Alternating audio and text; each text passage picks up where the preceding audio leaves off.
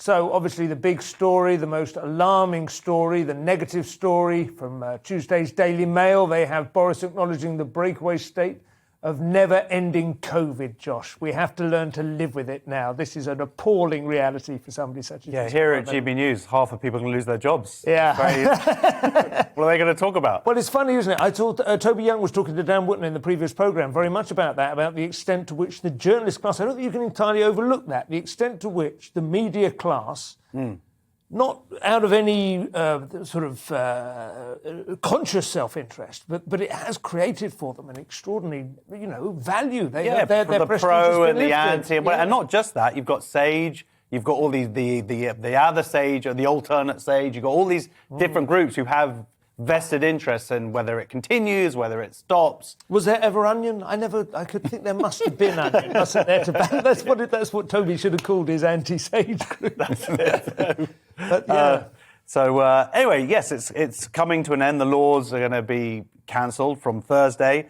Self-isolation. Does this mean that, London Underground won't be entitled legally to enforce their own rules? Or? I don't even know if there's been some questions over whether they was able to legally enforce them anyway for a while. Right, I think it's suggested.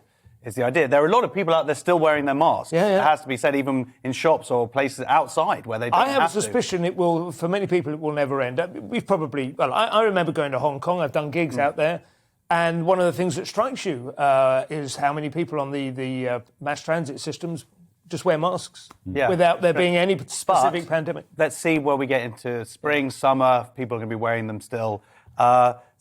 Look, I'm happy that these things are over. There are concerns, obviously. One of the big things is that from April 1st, tests are not going to be free anymore. Now, there's one argument. They cost $2 billion a month to run that whole system, a lot of that going to certain Tory people. Yep. But it isn't viable for that to be going on, continuing forever, as death rates go down, as hospitalizations go down. But the question is, when was that going to end? There's constant balancing here. Yeah, it's an art, not a science. What do you think, Steve? You're a scientist, so you're sort of excluded from this conversation. Yeah, by my can't talk about the art. Yeah. I hope that it works. I mean, at some point, long game, it's going to be like flu. Maybe we need to tweak a little bit how we deal with flu. I think the bravely turning up like a martyr, I'm really ill, but I turn up to work, should be viewed with disdain. Rather you think than this will change how we view flu? Yeah, I'd hope so. Because that was, years ago, I remember for some reason I interviewed some professor of virology, and he was talking about how many people die each year of flu, and I'd never even thought about it before. Yeah. But yeah, maybe if you wash your hands more and stay home if you're ill, that would be brilliant. I hope that relying on the common sense of the British will work. I do remember, though, from the first year of lockdown, there was a speech that Boris gave where he said, rely on the common sense of the British people. We don't have that anymore. And, it was a week later, it was a hot day, and 1 million people went to Bournemouth Beach. No one got COVID, by the way, from going outside to the beach. No, the beach is fine. Exactly. All those photos, everyone's judging. Look at all these disgusting people going out of their homes or whatever. They've all got skin cancer. I do think it's interesting when we had the first year of lockdown, everyone's washing their hands furiously, and my hands got quite raw. I remember that. You had that feeling of over-soaping your knuckles, and it felt a bit like a laundry operative from the 19th century or something. But I caught no diseases. I mean, it wasn't just not catching COVID. I had the healthiest year I've ever had. Yeah. Bankrupted. Won't work. Literally insane. And suicidal and homicidal. But my hands glowed And you washed the fingerprints off, so all that homicidal streak would never caught up with you, did it? That's right. And there was very much the sort of circumstances that the court smile upon anyway. Yeah.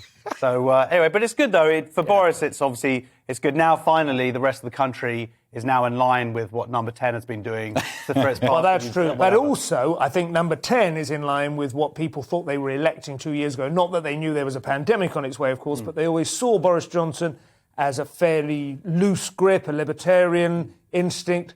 There was a suspicion that he was getting enthralled to the experts, to the Fergusons and the Sage. God, I genuinely do think this is quite a relief that we are pulling out of this, because you see some other countries around the world without, we're seeing what's happening in Canada at the moment. I'm not saying whose side I'm on. I'm just saying if it's handled badly, it can spiral. It's going to be interesting to see in the UK. Nicola Sturgeon. Yeah. She says that she wants to keep this going more, but the money comes from Westminster. Yeah. So it's going to be very interesting. And there are arguments that she doesn't want to relinquish her role as the mother of the Scottish And it is, pandemic or if whatever. you look at it with any kind of, I don't know, I mean, you might have different views, but from what I've seen and what I've understood, statistical analysis suggests that actually England has had at least as good, if not a better result than Scotland per capita and, you know, allowing for different population densities, despite them having quite clearly more draconian measures. And a lot of people really feeling quite hostile towards, I think, people who were previously